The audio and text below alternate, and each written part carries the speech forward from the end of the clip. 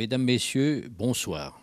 Au cours du conseil municipal de ce soir, outre la tarification 2013, les acomptes de subventions aux grosses associations, puisque le budget 2013 n'a pas encore été voté, des conventions diverses, nous font citer des points suivants.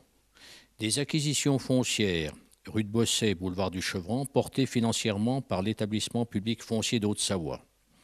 Il s'agissait d'opportunités à saisir à proximité du centre-ville, à condition de ne pas faire n'importe quoi après.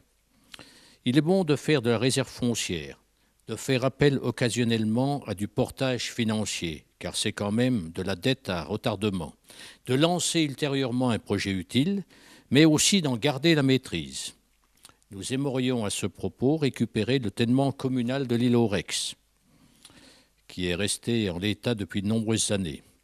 Le budget assainissement est transféré à partir de début 2013 à la nouvelle communauté de communes. L'assainissement en collectif sera vraisemblablement à surveiller d'encore plus près.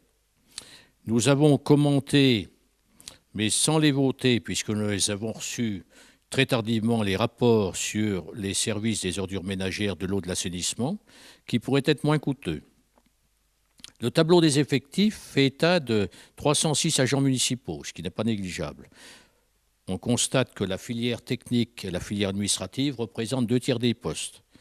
4 agents sont transférés vers la nouvelle communauté de communes par suite du transfert de leurs compétences. Le directeur général des services est muté vers la communauté, qui le mettra à disposition de Cluse à raison de 40% de son temps de travail. Bref, nous avons beaucoup de mouvements entre le budget général, les associations, maintenant le nouveau budget intercommunal, et il est très difficile de prendre une position dans le tableau des effectifs sans faire partie des décideurs. C'est la raison pour laquelle nous sommes abstenus. Il sera très important de vérifier les économies et les charges supplémentaires générées par la nouvelle communauté de communes.